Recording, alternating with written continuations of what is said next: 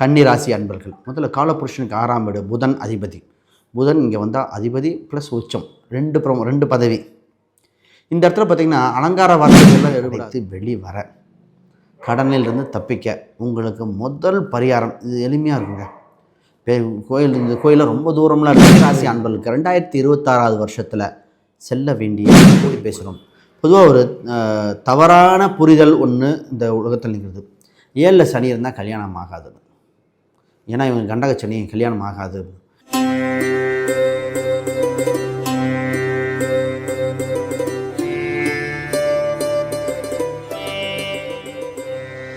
ஜோதிடரகம் நேர்களுக்கு அனைவருக்கும் வணக்கம். நான் உங்கள் ஸ்ரீ சுபம் விஜயகுமார்.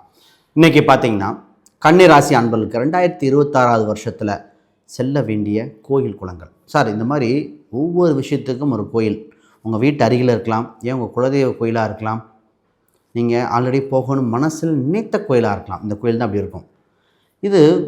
இந்த கோயில் வழிபாடுகள் வேறு யாகங்கள் பரிகாரங்களோட கோயில் போயிட்டு வந்தாலே உங்களுக்கு அனைத்து விஷயம் வேலை, தொழில், திருமணம் சம்பந்தப்பட்டது, பொருளாதாரம், கடனை அடைக்க, மனக்குழப்பங்கள் தீர ஒவ்வொரு விஷயத்துக்கும் இது உங்களுக்கு ஒரு விடிவு கடத்தை கொடுத்துரும். இதை கேட்டு பாருங்கள், நிச்சயமாக உங்களுக்கு வாழ்வில் ஒரு மிராக்கல் பண்ணுங்கிறத மாற்றுக்கிறதில்ல. நான் ஜோசியத்தில் பலன் சொல்லி சக்ஸஸ் பண்ண கோயில் தான் இங்கே கொடுக்க போகிறேன். ரைட், முதல்ல கன்னி ராசியை பற்றி பார்ப்போம்.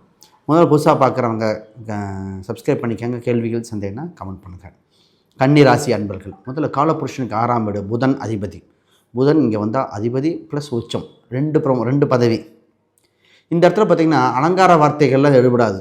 Point to point. இந்த ராசி அறிவாளிங்க. அறிவாளி சார்ந்த ராசி.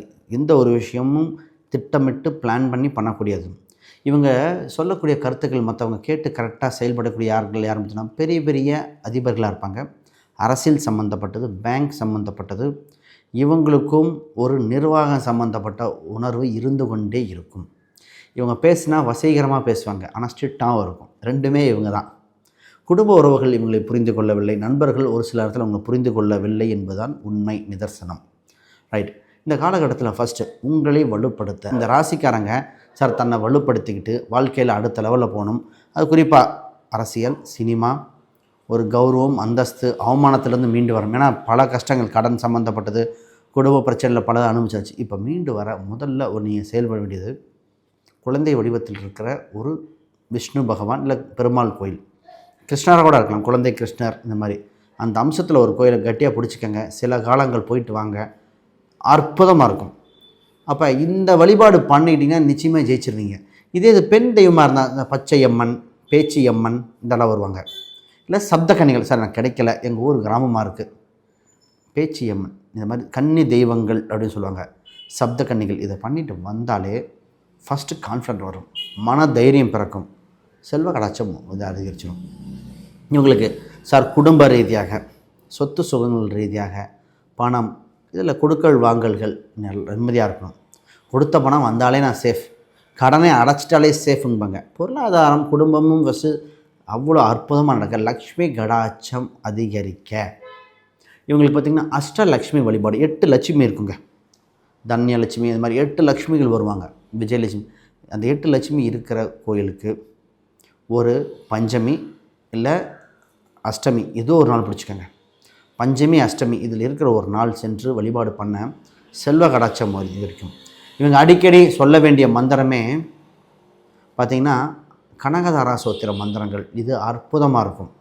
இவங்களுக்கு நான் நிறைய பேர் சொல்வேன். உங்கள் சொந்த பந்தத்தில் லக்ஷ்மி, விஜயா, மோகன், மோகனா, இந்த அஜய், இந்த காலத்தில் அஜய்ன்னு பேர், இந்த மாதிரி பேட்டர்ன் வந்துடும்.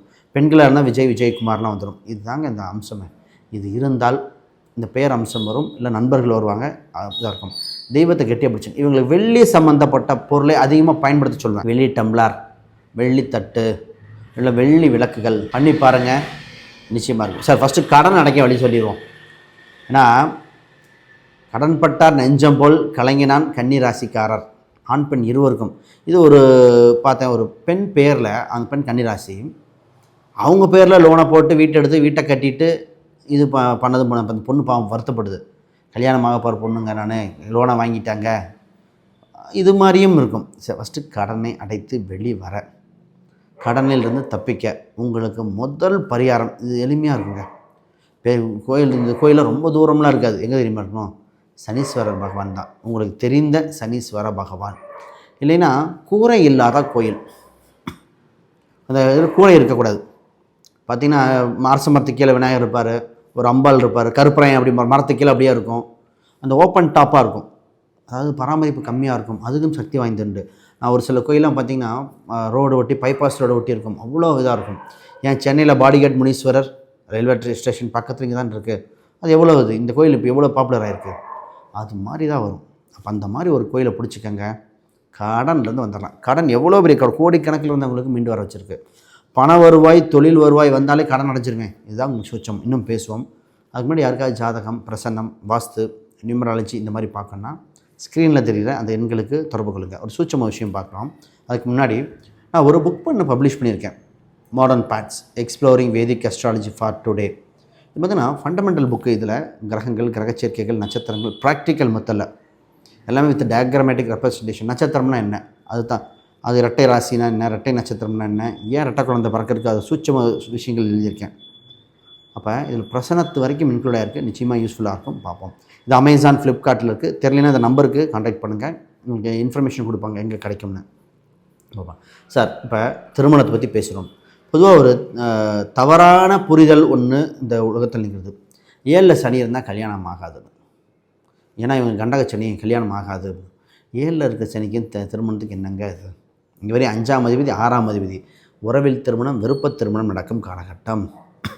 6ஆம் அதிபதியாக இருக்கலாம், சின்ன தடை ஏற்பட்டு பின்னாடி நடக்கும். இது சொந்த மதத்தில் வரும்னு சொல்லியாச்சு. வருகின்ற வரன் வேலைக்கு போகிற வரனாக இருக்கும். அப்போ கல்யாணத்தை நீ எப்படி கல்யாணம் நடத்த போகிற? கடன் வாங்கி கல்யாணம் நடத்த போகிற. ஏன்னா 6 சம்மந்தப்பட்டுருச்சு. கடன் வாங்கி சம்மந்தப்படுத்த நடத்த போகிறேன். இதுதாங்க அடிப்படை.